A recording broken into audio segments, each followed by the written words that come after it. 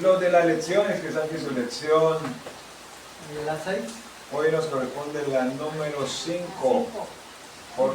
No es la 6 porque el del 4 lo dividimos en sermón 4 y sermón 5. Yo de primera parte y segunda parte, pero pertenecía al mismo sermón, a la misma lección. Y hoy vamos a ir con el sermón número 5, hablando acerca de la creación, pero primero vamos a hacer una oración. Primero vamos a orar. Ponemos este tiempo, la más le damos gracias a Dios por esta lluvia. Bueno, aquí estamos nosotros y eso es lo que es de total importancia. Por si llega alguien. Te vamos a orar. Señor, te damos gracias en esta mañana, Señor, por tu infinito amor, tu misericordia, Señor, para nuestras vidas. Gracias, buen Dios, Padre Celestial, porque nos permites estar reunidos aquí en este lugar que nos ha sido prestado, Señor, para compartir, para hablar de tu palabra. Gracias, Señor, por una mañana acomodadora, maravillosa, donde podemos encontrar tu misericordia y encontrar tu bondad a favor de cada uno de nosotros. Gracias por los que ya han llegado. Que viene en camino, que le traigas bien, Señor, y permite que unos y otros podamos reunirnos siempre para glorificar tu nombre, viendo la importancia de el buscarte a ti, el crecer en la palabra, el ser edificados, el entenderte y a fin de conocerte tal cual como decía el apóstol Pablo. Señor, danos entendimiento para la palabra, abre nuestro corazón para que podamos comprender la altura, la profundidad, la latitud, la anchura de tu amor que sobrepasa todo conocimiento, y es en tu palabra donde lo vamos a encontrar. Dame tus palabras para que hable como debo hablar en esta mañana. En el nombre de Jesús, amén y amén. Antes de ir a nuestro sermón en esta mañana, a modo de recordatorio, decíamos en el sermón número 4, lección anterior, acerca del decreto de Dios, y Dios soberano era lo que estábamos nombrando. La doctrina del decreto de Dios, decíamos que es una de las enseñanzas más profundas, más solemnes de toda la Escritura. Y aprendíamos en 2 sermones que Dios no improvisa, no reacciona sorprendido ante los acontecimientos y que no gobierna el universo por accidente. Definíamos muy claramente que el decreto de Dios es su propósito eterno, sabio, santo e inmutable, mediante el cual Dios mismo determinó todo lo que sucederá, pero lo determinó ¿para qué? Para su propia gloria. Y hacíamos referencia allí cuando dice el decreto eterno, el propósito eterno, pues porque proviene del plan que Dios estableció antes de la creación del mundo. Un plan que el Señor estableció antes de la creación del mundo. Hablamos las características del decreto de Dios y decíamos que el decreto de Dios es ¿qué? Es eterno y que nada toma a Dios por sorpresa.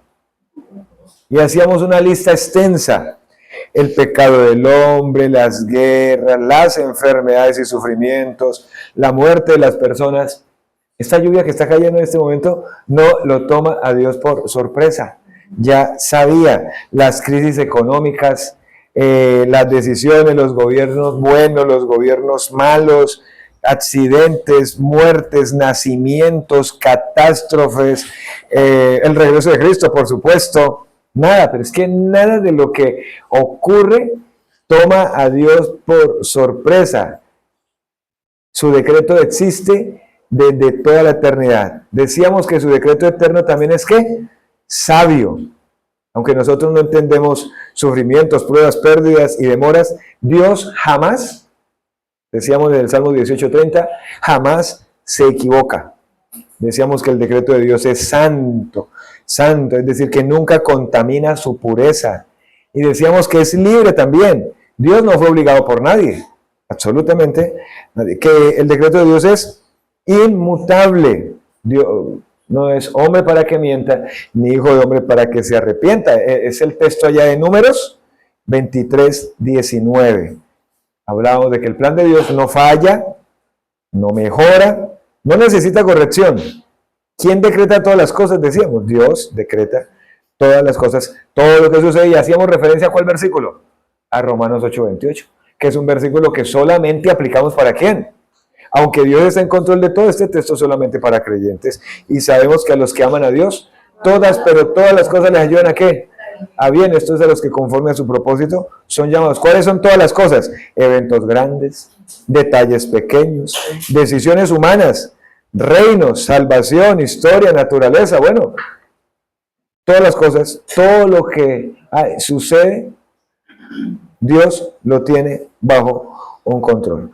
Y hacíamos una entrada a la soberanía de Dios y la responsabilidad del hombre. Ahí damos un vueltico, la soberanía de Dios y la responsabilidad del hombre, y hablamos de que la confesión mantiene el equilibrio bíblico. Es decir, que Dios controla todas las cosas. Que el hombre sigue siendo responsable de sus acciones. La Biblia enseña ambas cosas simultáneamente, la soberanía de Dios y la responsabilidad del hombre. ¿Cuál fue el ejemplo que colocamos allí? El de Hechos 2:23, cuando leíamos que Jesús entregado por el determinado consejo y anticipado conocimiento de Dios. Y hablamos de que Cristo fue crucificado según el decreto de Dios y por hombres culpables.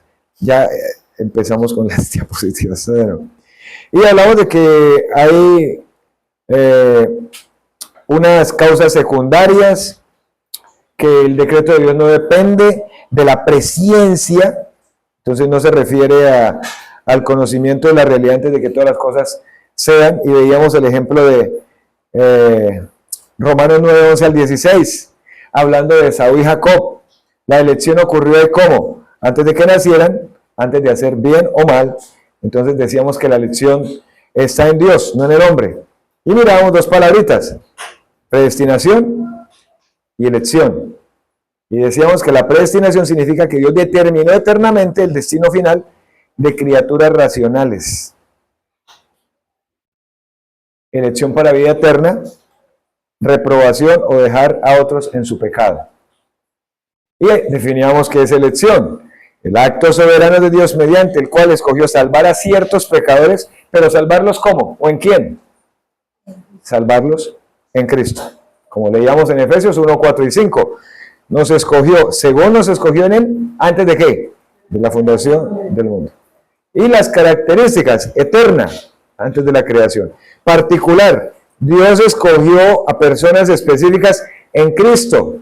Y esa escogencia es en Cristo. Cristo es el fundamento. No méritos, no obras, nada. Absolutamente. Es por pura gracia, por pura decisión de Dios. Tengo misericordia, tendré misericordia el que yo tenga misericordia. No se trata de quien corre, de quien se apresura, sino de Dios, que es el que tiene misericordia.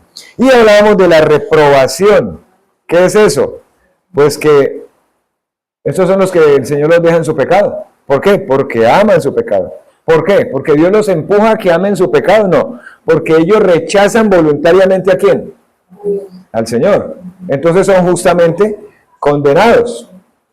Y también hablamos de que el número de los escogidos es fijo. O sea, no hay una pérdida. Nadie se salva accidentalmente, pero tampoco nadie se pierde inesperadamente. Es exactamente conforme al plan de Dios. Y entonces, si se trata de salvación, ¿qué decíamos? Dios proveyó unos medios. Esos medios son redimidos por Cristo. ¿Lo recuerdan? Llamados eficazmente. Él mismo los justifica, los adopta, los santifica y los preserva. Y terminábamos diciendo acerca del llamamiento eficaz. Que el Espíritu Santo es el que hace la obra. Convence, regenera, abre el corazón y produce fe. Y por eso hablamos de seguridad de la salvación. Entonces no depende del mérito humano, no se sostiene por la fuerza humana. ¿Quién nos guarda? ¿Quién nos salva y quién nos guarda? Dios nos salva en Cristo. ¿Y quién nos guarda? Dios nos guarda ¿en quién? En Cristo. Entonces terminamos diciendo que el propósito práctico de lo que acabamos de decir es humildad, adoración, santidad y consolación por las santas escrituras. No a creerme más que otro, es que yo sí soy escogido, yo sí soy elegido, predestinado. Es más, me puedo revolcar en donde sea y sigo siendo salvo. ¿A eso nos llama que somos salvos? No nos llama a eso. Sin embargo, sabemos que actualmente pecamos, ¿cierto? Pero no es el pecado lo que nos debe identificar, sino que ahora nos debe identificar, como siempre hemos hablado, que somos hijos de Dios. Vamos en esta mañana a nuestro sermón de hoy. Sería nuestro sexto sermón de la cuarta lección, que es de la creación. De la creación, sí señores. Ese es el que vamos a ver ahí, de la creación.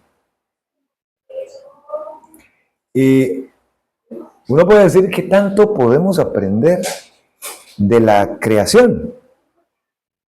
¿Será que sí hay muchas cosas que podemos decir de la creación? O casi no habrá cosas que podamos decir de la creación y que sean importantes. Ahora, es tan importante que aparece al inicio de la Biblia. Es tan importante que aparece en el libro fundacional de la Biblia, y el libro fundacional de la Biblia está relacionado ¿con quién? Con Génesis. Es el libro fundacional, se llama Origen. Entonces es muy, pero muy importante. Así que en nuestra lección de hoy, nuestro sermón de hoy, vamos a hablar acerca de esta parte. Usted debe tener listas sus hojitas allí con su lección para poder identificar entonces cada pregunta. A medida que vamos hablando, entonces usted está pendiente, esta es la respuesta, y va completando su respuesta allí. Entonces, vamos a hacer una lectura de lo que dice la confesión respecto a este aspecto de este capítulo de la creación. Dice así. Algunos de los versículos que nombro allí los vamos a ir estudiando. Dice así.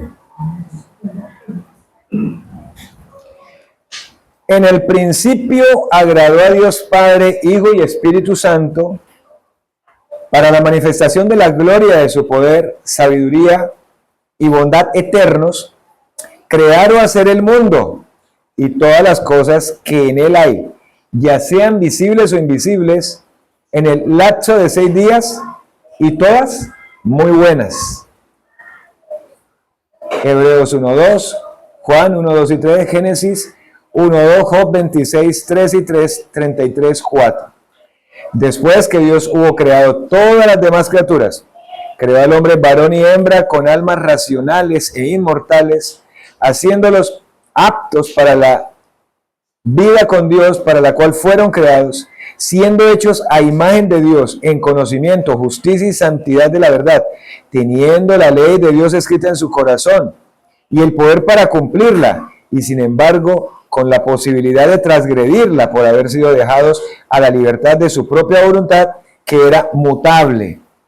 Los textos los vamos a ver en un momento. Además de la ley escrita en sus corazones, recibieron un mandato de no comer del árbol del conocimiento del bien y del mal, y mientras lo guardaron, fueron felices en su comunión con Dios, y tuvieron dominio sobre todas las criaturas. Texto que conocemos, ¿no? Génesis 1, 26 y 28 y Génesis 2, 17. Entonces,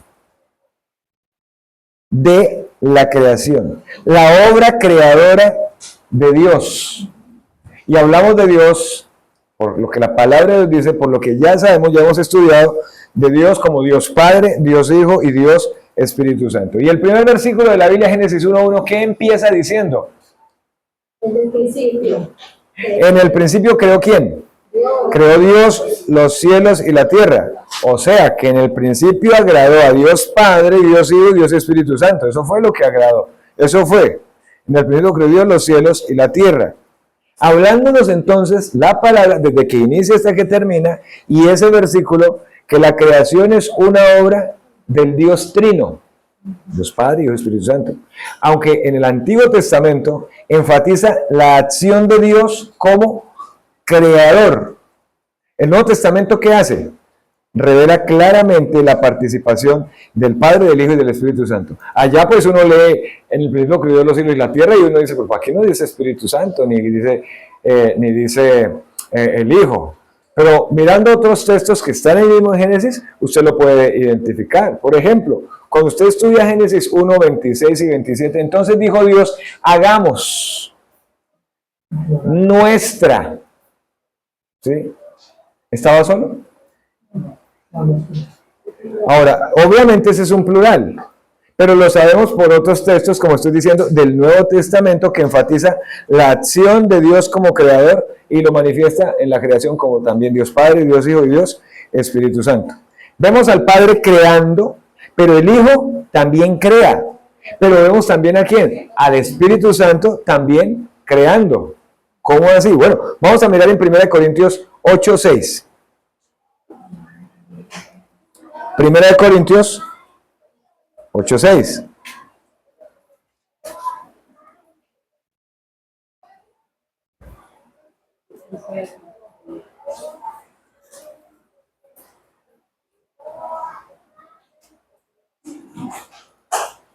Primera de Corintios.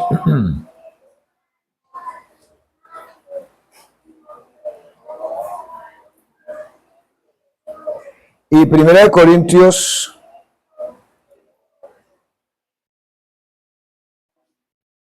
8:6. ¿Qué dice ese texto de 1 Corintios 8:6? Dice, para nosotros, sin embargo, solo hay un Dios, el Padre, del cual proceden todas las cosas. ¿Cómo es presentado aquí el Padre? ¿Cómo es presentado? Como la fuente y el origen de todo lo creado. ¿Por qué lo sabemos? Por la frase que dice ahí, del cual proceden todas las cosas. Entonces el Padre aquí es presentado como la fuente y origen de todo lo creado. Ahora veamos Juan, el Evangelio de Juan, capítulo 1, versículo 1 al 3.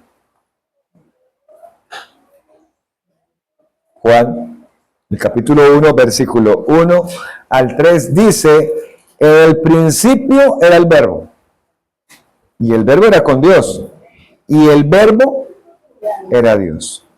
Este era en el principio con Dios, y todas las cosas por Él fueron hechas, y sin Él nada de lo que ha sido hecho fue hecho.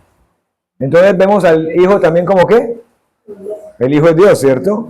¿Qué está diciendo del Hijo? ¿Cómo lo muestra aquí el evangelista Juan? ¿Todas las qué? Todas las cosas. ¿Fueron hechas por quién? Por el Hijo. Y sin Él, ¿quién es Él? Sin el Hijo. Nada de lo que ha sido hecho fue hecho. Y usted se lo leerá a alguien por primera vez y dice, pero es que no me está diciendo que es el Hijo. Ah, pero dice que es el verbo. Pero tampoco. Ah, bueno, adelantémonos ahí en el capítulo 1, el versículo 14. Solamente el versículo 14.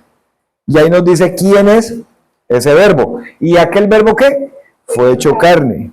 Y aquel verbo habitó entre nosotros. Y vimos su gloria, gloria como el unigénito del Padre, lleno de gracia y de verdad. Entonces, aquí nos muestra al Hijo crea. La expresión griega, por medio de Él, señala al Hijo como el agente divino de la creación. Véalo también en Colosenses 1:16. Colosenses 1:16. 1:16. Dice, ahí empieza diciendo porque en Él, pero todos los versículos anteriores, desde el 9 en adelante, hasta llegar ahí a ese versículo 16, nos está hablando acerca de Jesús. Porque en Él fueron creadas todas las cosas, las que hay en los cielos, las que hay en la tierra, visibles e invisibles, sean tronos, sean dominios, sean principados, sean potestades, todo fue creado por medio de Él. ¿Y para quién? Y para Él. Entonces, Cristo no es una criatura, como algunos lo quieren hacer ver. Cristo directamente es ¿quién? El Creador. Cristo es el Creador. Ahora, ¿qué pensamos del Espíritu Santo? El Espíritu Santo crea. Y en Génesis capítulo 1, búsquelo allá por favor, Génesis capítulo 1, el versículo 2.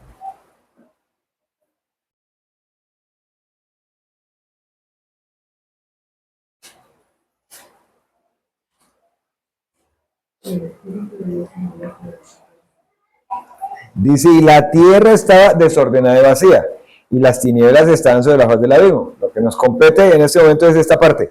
Y el Espíritu de Dios se movía sobre la faz de las aguas. Entonces, aquí hay una palabra que es moverse. Esa misma palabra significa sustentar. Entonces el Espíritu Santo aparece dando orden y dando vida a la creación. Cuando leemos Job 33, 4, dice, el Espíritu de Dios me hizo. La creación, ¿qué nos demuestra? Al ver estos versículos, ¿qué nos demuestra la creación? La unidad y la cooperación perfecta de las tres personas de la Trinidad. O sea que en la creación, ¿quién participa? Dios Padre, Dios Hijo y Dios Espíritu Santo. La obra creadora del Dios Trino. Segundo aspecto, la creación manifiesta la gloria de Dios. Escúchelo bien, la creación manifiesta la gloria de Dios. Vamos a listar ahí rápidamente en Romanos 1:20.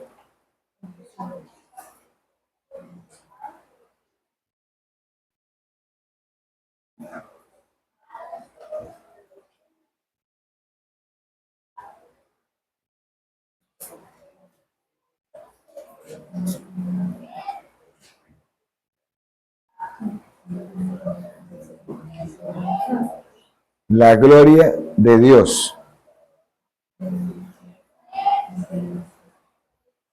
Y ese texto dice, porque las cosas invisibles de Él se hacen claramente visibles ¿desde cuándo?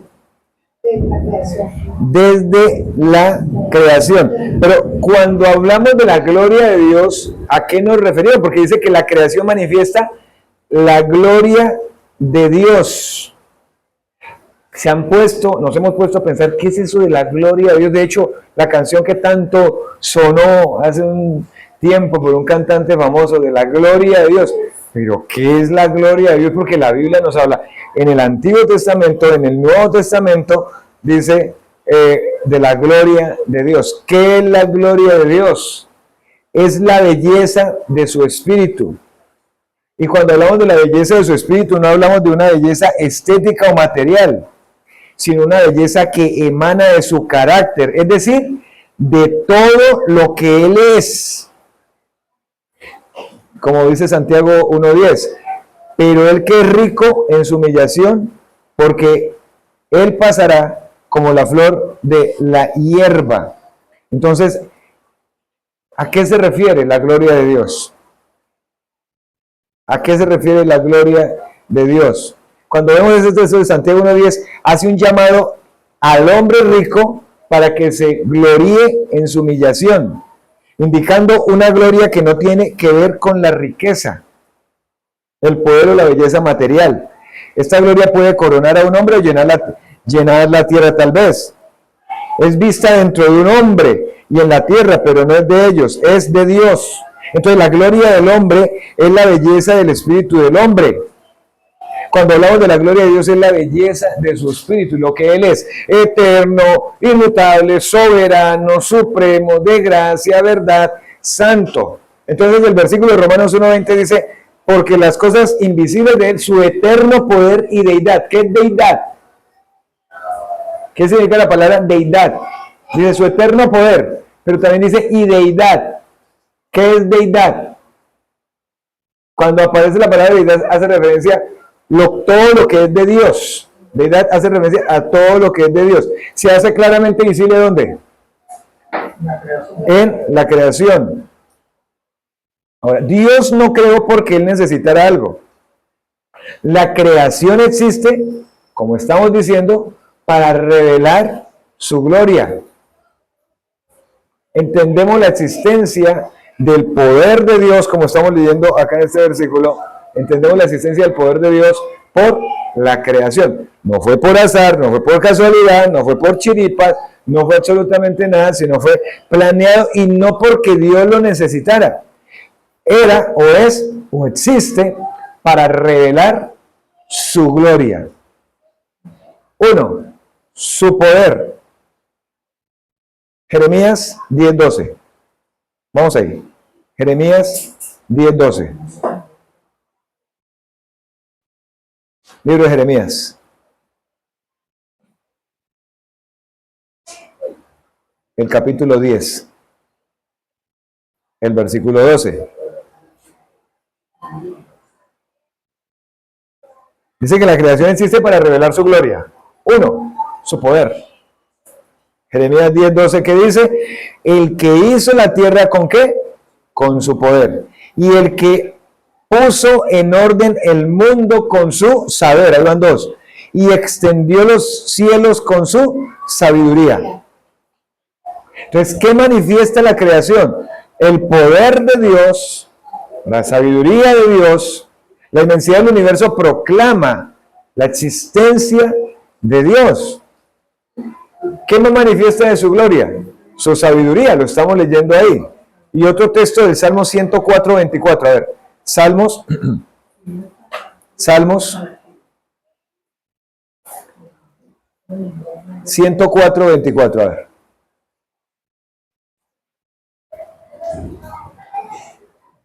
Salmos 104, el versículo 24, dice: cuán innumerables son tus obras, oh Jehová. ¿Hiciste todas ellas con qué? Con sabiduría.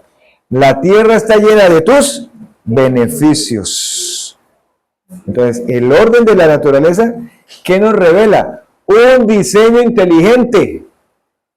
Las montañas, ahí donde usted la ve, ejemplo, las cordilleras donde usted la ve, están bien ahí ubicadas donde el Señor las creó.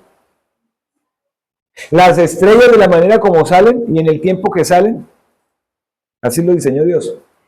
El sol sale de esa manera porque Dios lo diseñó así. La luna sale de esa manera porque Dios la diseñó así. Los planetas salen de esa manera, están de esa manera ubicados porque Dios los diseñó de esa manera, de esa forma. Llueve de esa manera porque Dios lo diseñó así.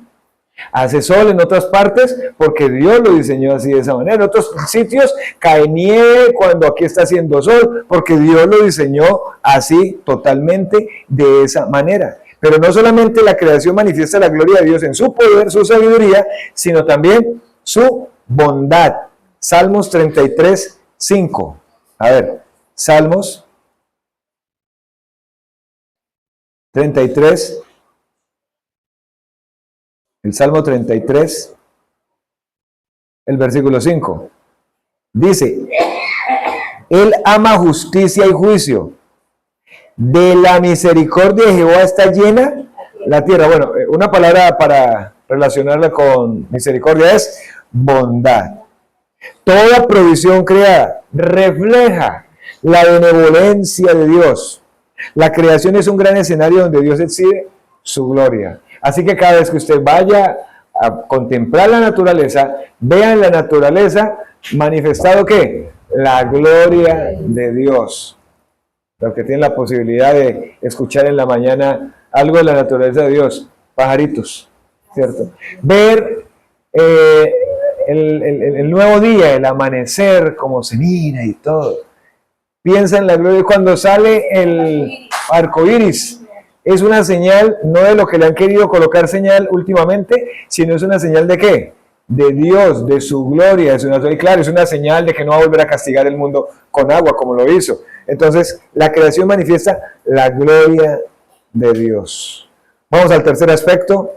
Y el tercer aspecto es: Dios creó, es interesante esto, las cosas visibles y las que son invisibles también. Y ya lo leímos allá en Colosenses 1:16. Vamos a referirnos otra vez a ese texto de Colosenses 1:16. Búsquelo ahí rápido, por favor.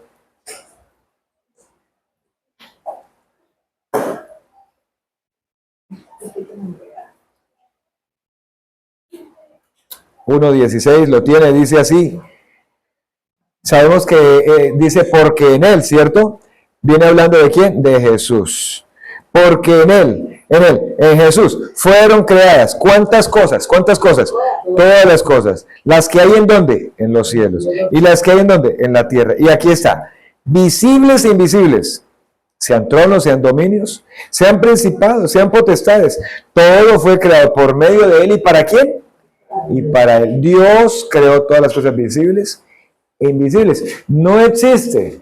Esto lo traemos a colación para manifestar por la palabra que nada existe independientemente de Dios. Que apareció y que Dios no lo sabía. Que se creó solo. Nada existe independientemente de Dios. Y habla de cosas visibles. Cosas visibles. ¿Cómo qué cosas visibles? ¿Qué cosas visibles? El mar. El mar. Las montañas. ¿Cierto? Los animales. Estrellas. Planetas. Nosotros como seres humanos. Entonces, cosas visibles. ¿Y las invisibles cuáles serían? ¿Cómo podemos identificar las cosas invisibles? Invisibles.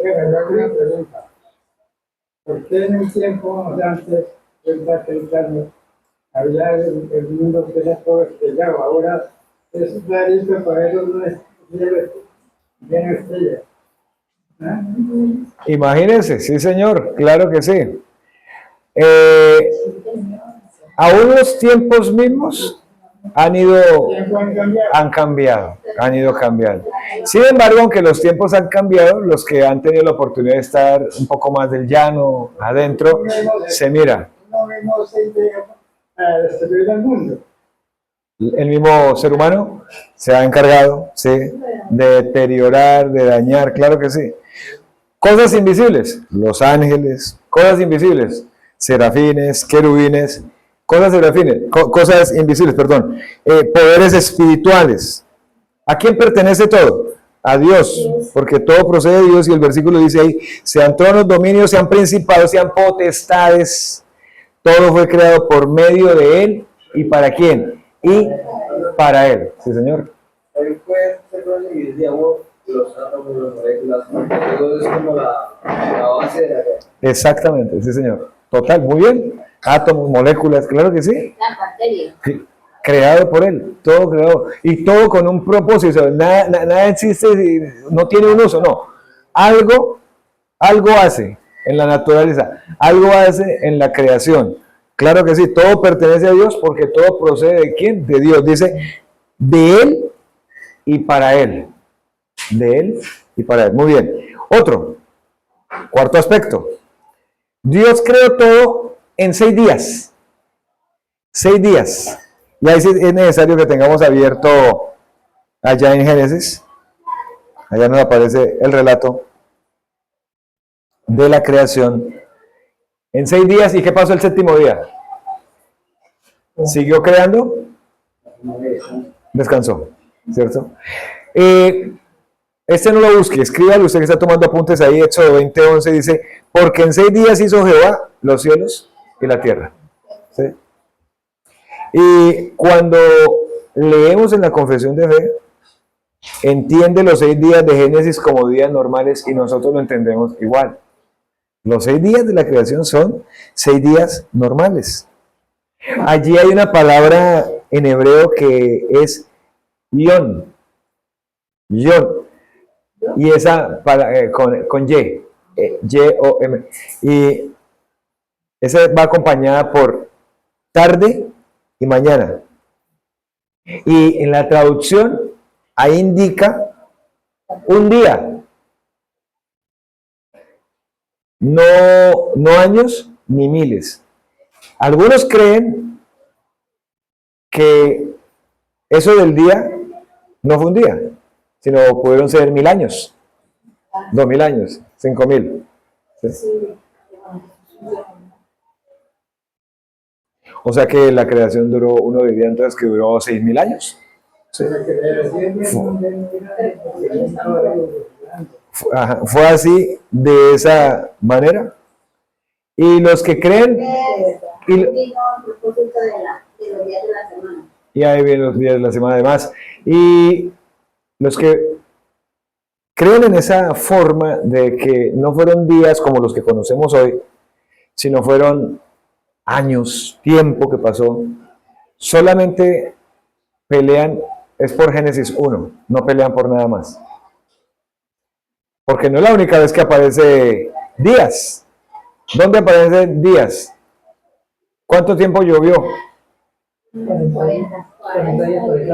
Y los que pelean a esos 40 días no le ponen problema. Imagínense lloviendo 40.000 días o 40.000 años. Se llueve 3 días. Sí. Sí. Y los israelitas le dieron ¿cuántas vueltas? 7 vueltas, ¿cierto? Entonces, imagínense dando 7.000 vueltas, porque fueron 7 días, ¿no? ¿Cómo terminarían? Ni terminarían, ¿cierto? Pero los que creen en ese punto, y hay una controversia, pelea realmente, es porque, no, es que los días de la semana, bueno, la creación no fue en días, sino en años, miles de años, ¿no? Hay una palabrita que es John, y fue la tarde y la mañana, el primer día, y fue la tarde y la mañana, el segundo día, y fue la tarde y la mañana, el tercero, cuarto, quinto, sexto. ¿Qué creó Dios el primer día? Téngalo listo ahí en Génesis capítulo 1. ¿Qué creó Dios el primer día? El primerito. El primerito. Muy bien. Si creó la luz, entonces creó la luz. Y la oscuridad ya está. La luz. Y se paró muy bien, sí, la luz de la oscuridad, ¿cierto? Y entonces a la luz, ¿cómo lo llamó? Ahí está. A la luz, ¿cómo lo llamó? Día. ¿Y a la oscuridad cómo lo llamó? Noche. Segundo día. ¿Qué creó en el segundo día? Expansión. Entonces, la expansión, ¿saben qué es la expansión? ¿Expansión qué es eso? Expansión. Separar.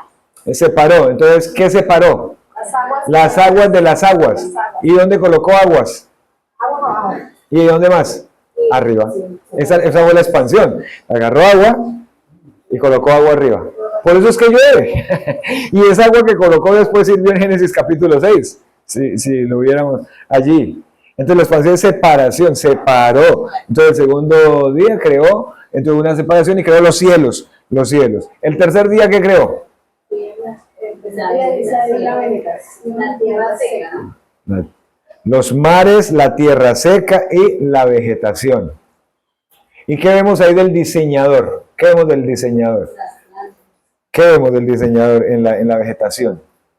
Plantas con un solo fruto, flores de un solo color, de un solo tamaño, de una sola forma las frutas, ¿no? Un diseñador se tomó el tiempo, han tomado pétalos de diferentes flores, rosas, para mirarlas de pronto alguna vez, un pétalo para mirar si es igual a otro pétalo, cuántas especies de flores hay, y los pétalos y medicinales, y que conocemos y unas que ni idea. ¿Quién creó eso?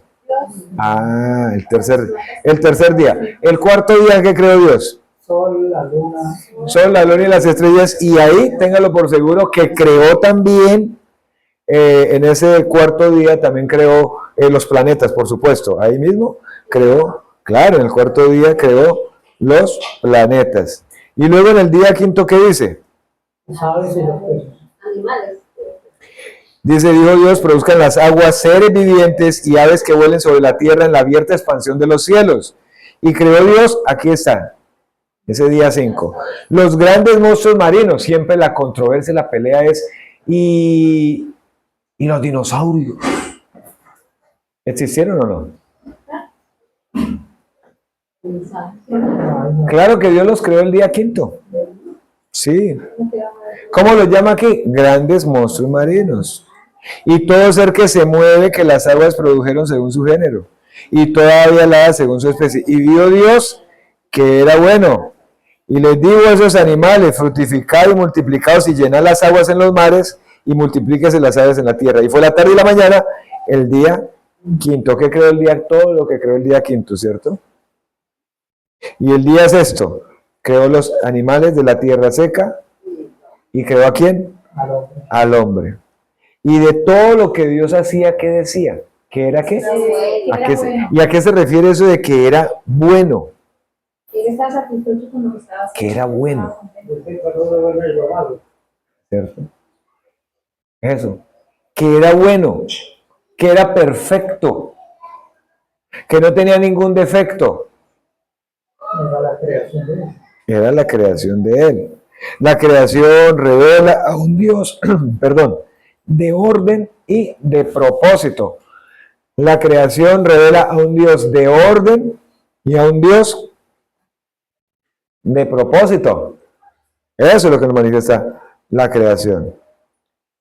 Cuando uno lee Hebreos capítulo 11, 6, dice, por la fe entendemos haber sido constituido el universo por la palabra de Dios, de modo que lo que se ve fue hecho de lo que no se veía. ¿En cuántos días?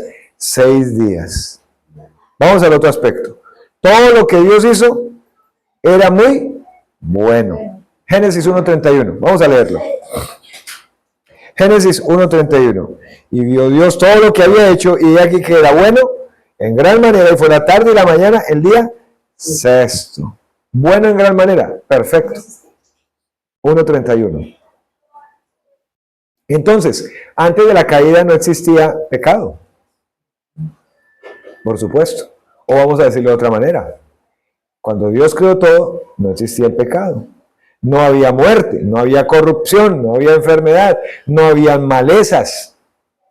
Vea, ni siquiera habían espinas. Realmente. Todo. Los animales no se mataban el uno con el otro.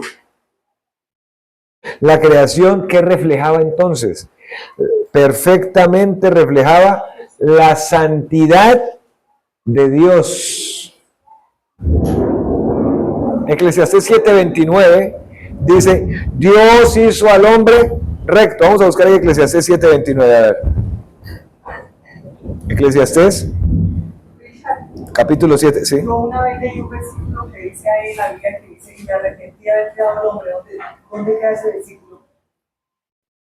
Que Dios se arrepintió de haber creado al hombre. Sí, Génesis. Ese texto de Génesis, capítulo 6, de que Dios se arrepiente, y dice, y se arrepintió Jehová de haber hecho al hombre.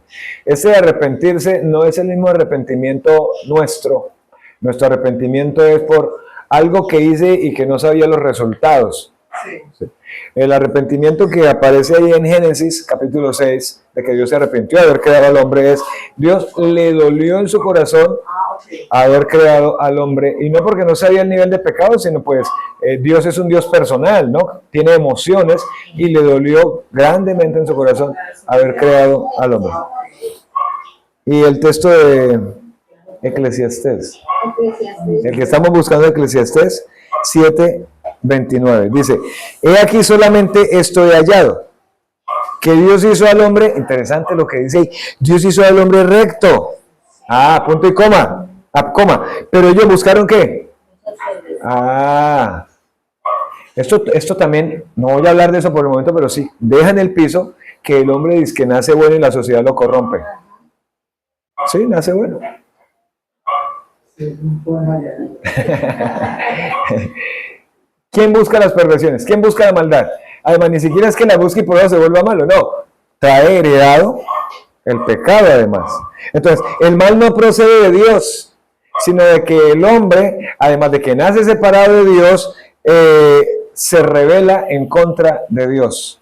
Ya, solito, se rebela y busca rebelarse en contra de Dios. Entonces, todo lo que Dios hizo, ¿cómo era? Bueno, perfecto. Vamos al siguiente aspecto.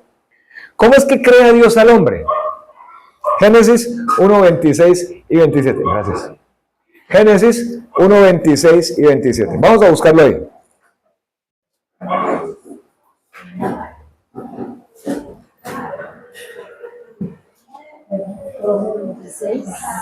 Génesis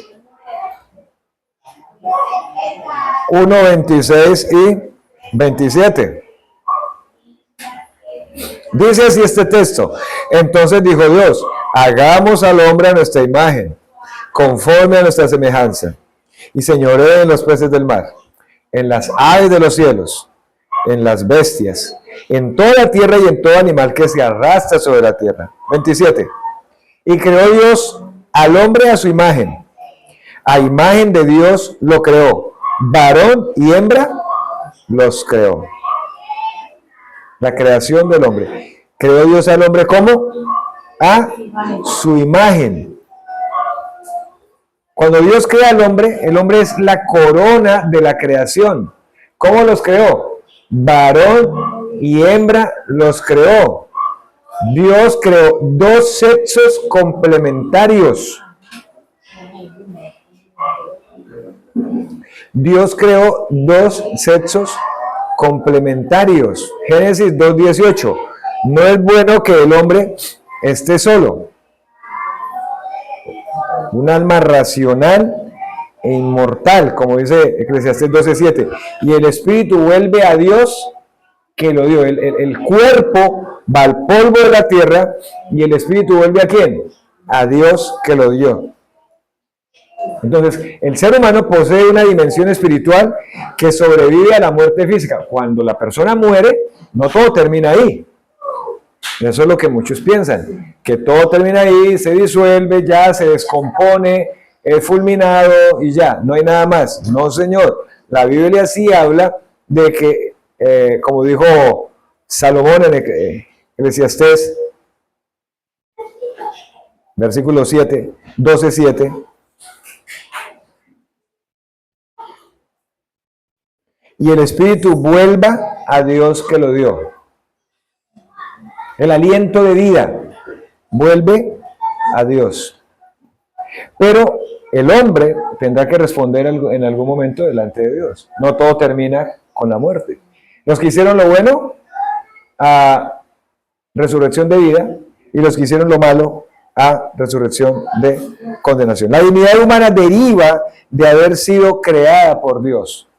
Fuimos creación, somos creación de Dios. Vamos a este otro aspecto ya en esta recta final. El hombre fue creado, vuelvo y repito, a imagen de Dios. Cuando el texto dice allí que el hombre fue creado a imagen de Dios, la creación tiene que proponer.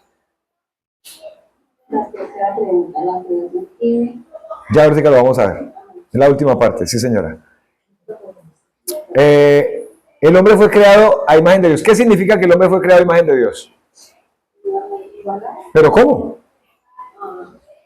Porque Efesios 4:24 dice, creado según Dios en la justicia y santidad de la verdad. Pero, ¿qué es esa imagen? Por ejemplo, usted va y lleva una hoja para sacar una fotocopia. ¿Y cómo sale? A imagen y semejanza de la primerita que usted está llevando. Somos creados a imagen de Dios, dice acá el texto. La controversia es la que si Dios es singular o plural. No, ¿qué sexo tiene Dios? Ahí viene la controversia. Dios creó al hombre a su imagen.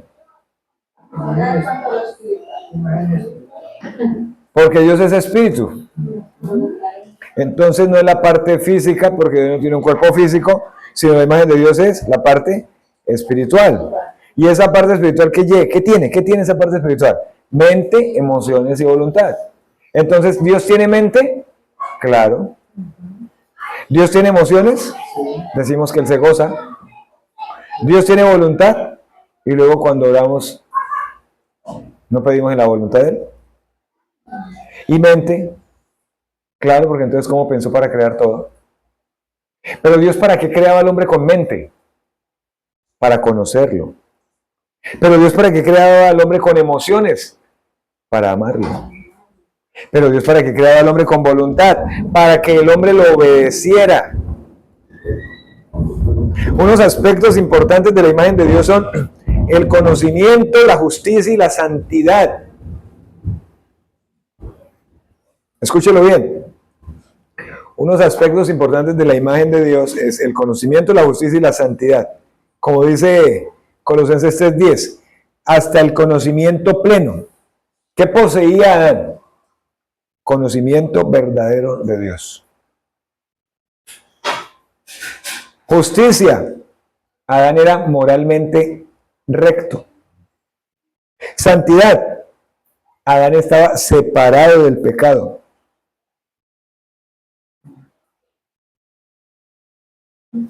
Debe estar la pregunta, pero entonces, ¿por qué pecó? Ah, bueno, decidió pecar. Otro aspecto, la ley de Dios escrita en el corazón. Vamos ahora sí a buscar Romanos 2, 14 y 15. Romanos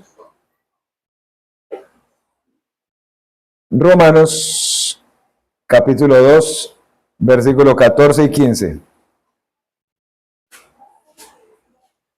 Dice, porque cuando los gentiles que no tienen ley hacen por naturaleza lo que es de la ley, estos, aunque no tengan ley, son ley para sí mismos. Versículo 15.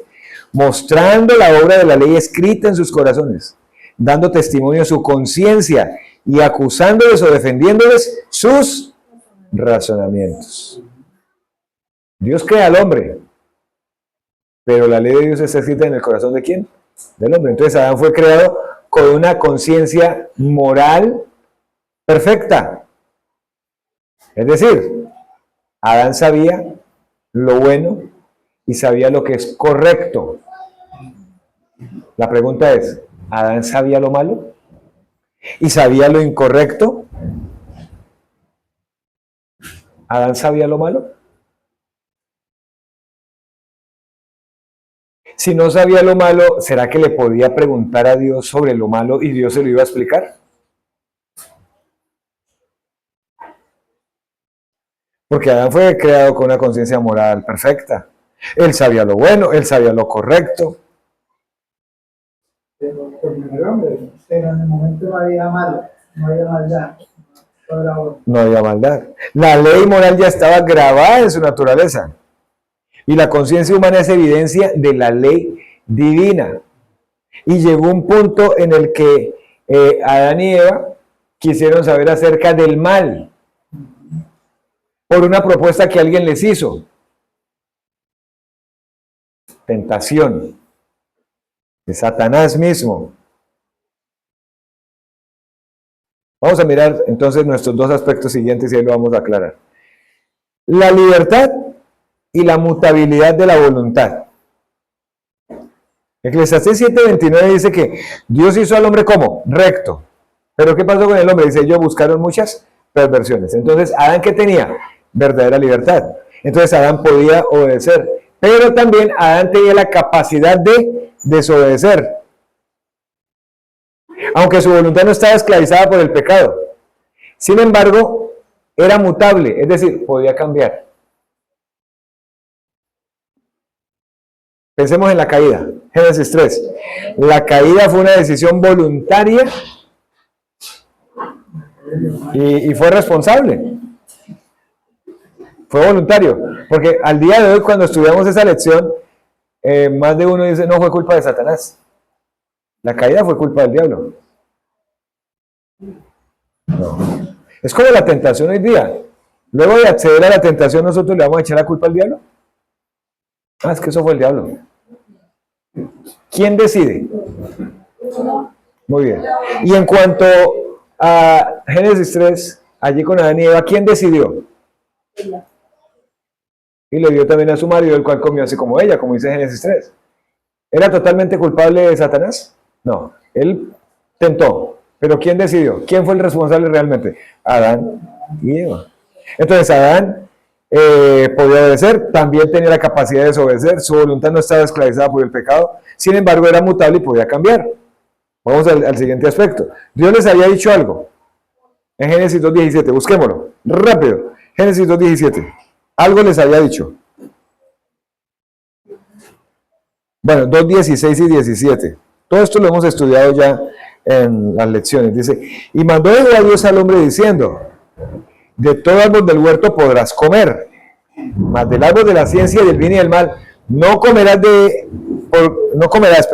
porque el día que él comieres ciertamente morirás. Entonces, ahí había un pacto, un acuerdo de obediencia. Dios les había dado un mandato, ¿de qué tipo? Específico. Este árbol pues finalmente funcionó como una prueba de obediencia y sumisión. El fruto no tenía ningún poder especial. sino era la orden divina. ¿Qué significaba morir? Porque les dijo, están todos los árboles y de todos los árboles ustedes pueden comer de todos. Pero hay un árbol, bueno, también está el árbol de la vida, pero hay uno que no, que es el árbol de la ciencia del bien y del mal. Porque el día que él coma, ciertamente van a morir. Pregunto, ¿por qué no les dijo nada del árbol de la vida? Si el árbol de la vida también estaba. ¿Será que el árbol de la vida podían comer? Por supuesto, de todos los árboles que hay en el huerto, entre esos está el árbol de la vida. ¿Qué significaba comer del árbol de la vida? Tener vida, y eso significa depender de Dios. Ahora pregunto, si ellos querían saber acerca del mal y le hubieran preguntado a Dios acerca del mal, de lo incorrecto, de qué es desobedecer, ¿será que Dios les hubiera explicado? Claro, recuerden que dijimos en los sermones anteriores acerca de la soberanía de Dios y del decreto de Dios, que aunque Dios conoce el mal, no es autor del mal. Si Adán y Eva le hubieran preguntado a Dios, pues entonces Dios les hubiera hablado, pero ellos decidieron averiguarlo por ellos mismos. Entonces, del día que él comiere, ciertamente que morirás. ¿Qué significaba morir? ¿O qué significa morir? La palabra morir, ¿qué significa? Separación. Separación. Es decir, que si Adán y Eva comían del árbol de la ciencia del bien y del mal, iban a ser separados o iban a morir de tres maneras. Iban a morir espiritualmente, o sea, iban a ser separados de Dios. Iban a morir, ¿cómo más? Físicamente. Es decir, el proceso de muerte física iba a empezar. Y iban a morir eternamente en el infierno. Dios había dado un mandato específico. Mientras obedecían, ellos iban a disfrutar ¿de qué? De plena comunión con Dios. Mientras obedecían, ¿qué más iba a pasar? Iban a vivir como felices. Mientras obedecían, ¿qué iba a pasar? Iban a gobernar sobre la creación así como Dios se la había entregado. ¿Se acuerdan que lo colocó como administrador de la tierra? Ah, bueno. Allá donde le dijo señorea en los peces del mar, en las aves de los cielos, allá en Génesis 1:28. Y usted sabe qué fue lo que pasó con este acuerdo, ¿cierto? Con este pacto. Cuando usted vaya a Génesis 3, ya lo hemos estudiado. ¿Y qué dice? Satanás se disfraza por medio de una serpiente, le habla a Eva, le siembra algo para que dudara. No moriréis, sino que sabe Dios que el día que comáis de él serán abiertos vuestros ojos y seréis como Dios, sabiendo el bien y el mal. Quiso averiguar por ella misma, y Adán también, quisieron averiguar por ellos mismos acerca del mal. Y el texto de Génesis 3, ¿qué dice? ¿Comieron? Dice que comió. Y le dio a su marido, el cual comió así como ella. ¿Cayeron muertos, fulminados de una vez? ¿Cayeron muertos, fulminados de una vez ahí? No, muy bien, pero inmediatamente fueron separados de Dios.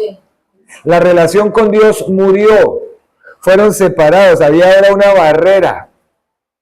Físicamente no murieron de una vez, pero el proceso de muerte física empezó ahí. Y si no se hallaba una solución, iban a morir eternamente ¿en dónde? En el infierno.